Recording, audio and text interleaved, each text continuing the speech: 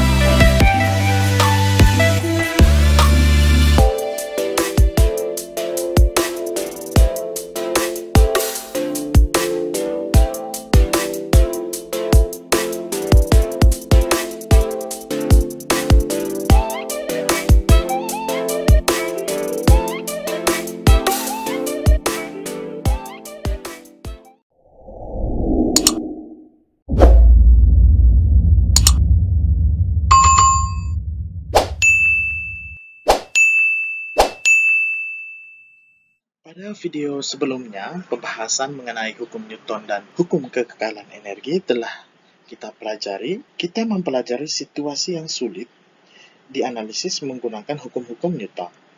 Kita juga dapat memecahkan soal yang melibatkan situasi tersebut dengan menerapkan prinsip-prinsip kekekalan energi.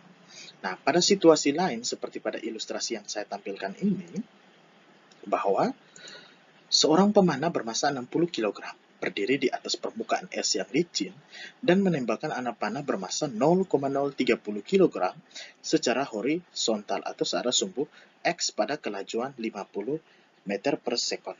Nah, dari hukum Newton 3, kita tahu bahwa gaya yang diberikan panah pada anak panah akan disetarakan dengan sebuah gaya pada arah yang berlawanan dengan panah atau pemanah. Ini yang menyebabkan pemanah ini akan terdorong ke belakang. Nah, sekarang kita lihat berapakah kelajuannya. Kita tidak dapat menjawab pertanyaan ini baik menggunakan hukum 2 Newton maupun pendekatan energi. Mengapa demikian? Karena informasi pada ilustrasi ini kurang memadai.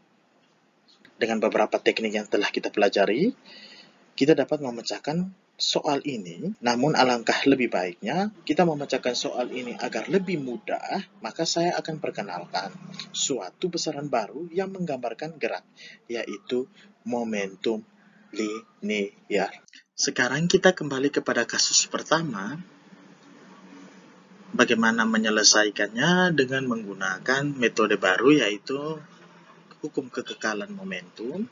Yang kita tahu bahwa gaya yang diberikan panah pada anak panah akan disetarakan dengan sebuah gaya pada arah horizontal atau arah yang berlawanan dengan panah atau pemanah. Hukum kekekalan momentum itu bahwa baik awal maupun akhir itu harusnya konstan. Perubahan momentum itu sama dengan konstan, yang mana momentum akhir dikurangi dengan momentum awal itu sama dengan 0. Kemudian saya pindah ruaskan menjadi momentum akhir itu sama dengan momentum awal. Yang mana momentum itu sendiri adalah massa dikalikan dengan kecepatan. Sehingga M1 V1 akhir tambah M2 V2 akhir sama dengan 0. Oke? Masukkan angka, maka hasilnya adalah minus 0,042 pada arah horizontal atau searah dengan sumbu X meter per sekon. Jadi, besar kecepatan yang dialami oleh pemanah ketika terdorong ke belakang itu sebesar 0,042 I meter per sekon. Arahnya ke kiri ya, begitu, sehingga tandanya adalah minus. Nah, bagaimana kalau ketika pemanah menembakkan membentuk sudut? Bagaimana hal ini mengubah kecepatan pemanah terdorong ke belakang? Kita kembali kepada hukum kekekalan momentum, namun di sini kita tambahkan dengan sudut, ya. Jadi V P1F sama dengan min M2 per M1 kali F2F cos theta. Dengan menggunakan hukum 2 Newton, kita dapat menghubungkan momentum linear sebuah partikel dengan resultan gaya yang bekerja pada benda atau partikel. Tadi kan ada F1 dan F12 dan F21. Kita mulai dengan hukum 2 Newton, yang mana jumlah gaya-gaya yang bekerja itu sama dengan massa dikalikan dengan percepatan. Nah, percepatan ini kita kaitkan dengan kinematika, yang mana percepatan itu sendiri adalah perubahan kecepatan terhadap perubahan waktu. Maka dalam kondisi ini M dianggap konstan, sehingga kita dapat memasukkan M ke dalam notasi turunan untuk memperoleh ini ya, jumlah gaya-gaya yang bekerja itu sama dengan turunan massa dikalikan dengan kecepatan terhadap turunan waktu. Itu sama, MV itu kan adalah momentum. Jadi turunan momentum terhadap turunan waktu.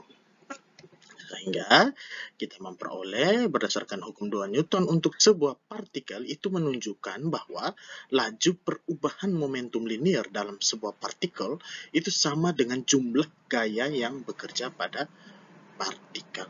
Oleh karena turunan waktu dari momentum total sama dengan momentum benda 1 ditambah dengan momentum pada benda 2 itu adalah 0, maka kita simpulkan bahwa momentum total sistem haruslah konstan. Ya, jadi P total sama dengan P1 tambah P2 itu sama dengan konstan atau seperti ini ya. Jadi kita bisa peroleh bahwa momentum pada benda pertama dengan kecepatan awalnya sekian, kemudian ditambah dengan momentum benda kedua dengan kecepatannya sekian, itu sama dengan ketika bertabrakan itu akan menghasilkan, atau kita bisa dapatkan momentum benda pertama awal ditambah momentum benda kedua awal itu sama dengan momentum benda pertama setelah benda pertama akhir ditambah momentum benda kedua akhir. Seperti itu ya. Jadi saya ilustrasikan tuh seperti ini.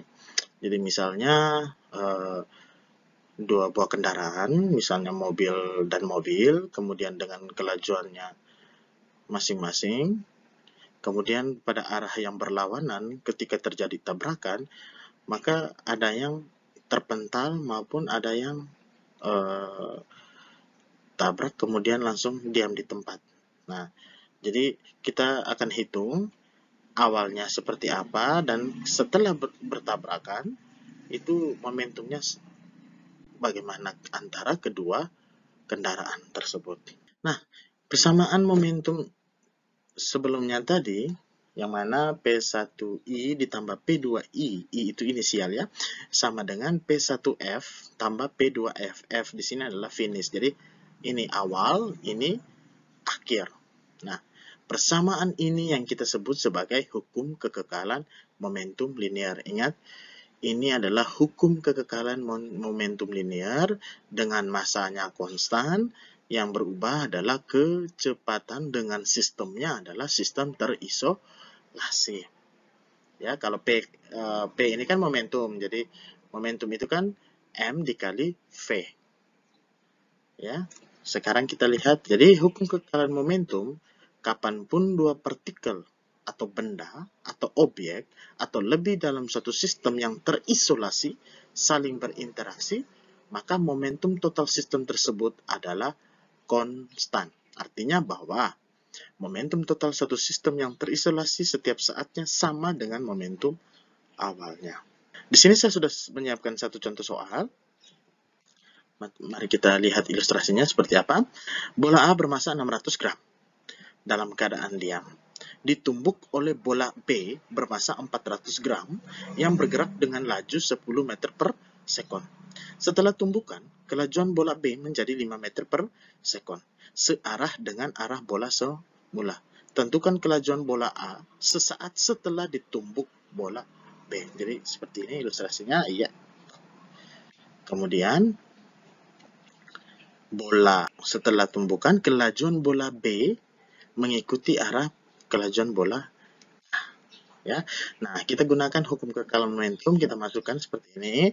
Nah, kita tahu bahwa momentum itu adalah massa dikalikan dengan kecepatan. Jadi di sini kita uraikan menjadi M1V1 ditambah M2V2 itu sama dengan M1V1 ditambah M2V2.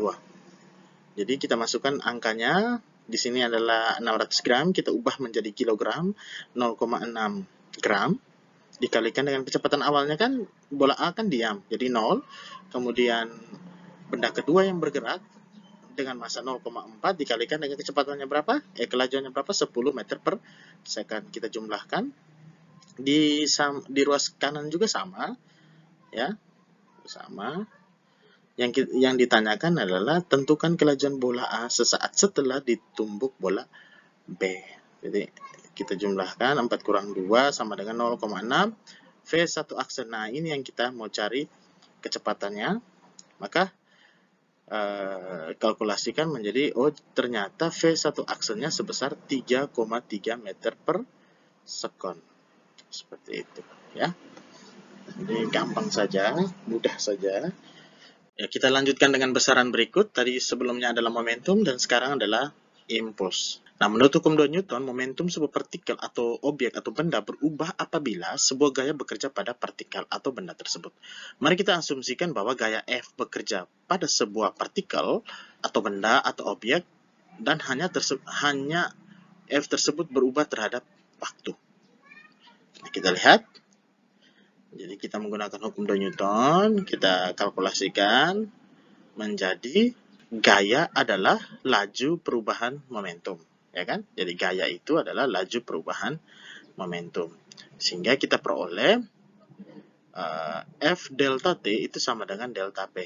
Ingat, gaya adalah laju perubahan momentum. Ini ya, hubungannya seperti ini.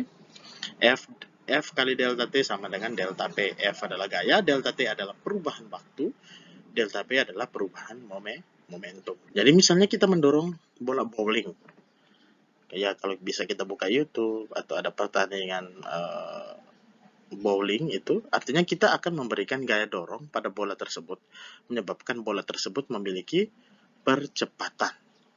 Percepatan merupakan perubahan kecepatan terhadap perubahan waktu. Kita buatkan dalam matematis, A sama dengan VF kurang VI, kecepatan akhir dikurangi kecepatan awal dibagi dengan waktu akhir dikurangi dengan waktu awal. Selain itu juga, percepatan juga dapat ditentukan dengan hukum 2 Newton. Ya, seperti ini. Jadinya MVF kurang MVI itu sama dengan momentum akhir dikurangi dengan momentum awal. Nah, dikalkulasikan maka sama dengan jumlah gaya-gaya yang bekerja itu dikalikan dengan perubahan waktu. Jadi, impuls gaya F yang bekerja pada sebuah benda atau partikel itu sama dengan perubahan momentum partikel atau benda. Jadi, kalau dalam persamaan matematisnya menjadi J itu sama dengan, J ini adalah impuls ya, J sama dengan gaya rata-rata dikalikan dengan perubahan waktu. Kita bisa melihat perbandingan antara impuls dan momentum. Nah, kita tinjau dari definisi bahwa impuls dapat digambarkan sebagai jumlah yang menyatakan efek dari resultan gaya yang bekerja pada suatu benda. Itu seperti ini. Jadi ketika Anda diminta untuk menandukkan kepala ke tembok, Anda memberikan gaya ke tembok, maka tembok memberikan gaya balik. Maka efek apa yang kalian rasakan? Yaitu sakit kepala. Ya kan? Nah, kalau momentum digambarkan sebagai kuantitas yang menyatakan perlawanan suatu benda untuk berhenti. Impuls dan momentum secara langsung berhubungan satu sama lain. Jadi tidak bisa dipisahkan ya. Simbol untuk impuls adalah I atau J. Momentum adalah P. Ini kalian bisa lihat di layar perbandingannya. Nah, di sini saya sudah menyiapkan satu soal untuk impuls dan momentum. Sebuah truk yang masanya 2000 kg melaju dengan kecepatan 36 km per jam. Truk tersebut menabrak sebuah pohon dan berhenti dalam waktu 0,1 detik. gaya rata-rata pada truk selama berlangsungnya tabrakan adalah tabrak seperti ini. Kita gambarkan dulu diagram benda bebas, gaya normal seperti biasa, kemudian ada gaya berat, terus yang menabrak pohon gayanya sebesar F. Kita tinjau dengan matematis, di mana gaya F itu sama dengan M dikali A. Nah, A ini adalah perubahan kecepatan terhadap perubahan waktu, maka sama dengan delta M V per delta T. Kita masukkan angka 2000 kg dikalikan dengan 36 km per jam per 0,1 sekon. Nah, 36 km per jam kita ubah menjadi meter per sekon, ya. Jadi 36 dikalikan dengan naik 3 tangga, kalau dalam matematika kita konversikan ke meter dan sekon, jadi kalikan 1000 per 3600 sekon. Jadinya 2000 kg kali 10 meter per sekon per 0,1 sekon, hasilnya adalah gayanya sebesar 200.000 Newton. Seperti itu ya cara menyelesaikan persoalan atau kasus yang berkaitan dengan impuls dan momentum. Sebelumnya sudah kita bahas tentang impuls dan momentum, yang sekarang adalah tumbukan. Berdasarkan berlaku tidaknya hukum kekekalan energi mekanik, khususnya energi kinetik, tumbukan dibagi atas dua jenis, yaitu tumbukan lenting sempurna dan tumbukan tidak lenting sama sekali. Kita kaitkan dengan momentum, M1V1I tambah M2V2I itu sama dengan M1V1F tambah M2V2F. Itu kalau momentum. Kalau energi kinetik, yaitu setengah M1V1I kuadrat ditambah setengah M2V2I kuadrat sama dengan setengah M1V1F kuadrat tambah setengah M2V2 kuadrat, di mana M1 dan M2 itu adalah massa benda 1 dan massa benda 2 dan seterusnya.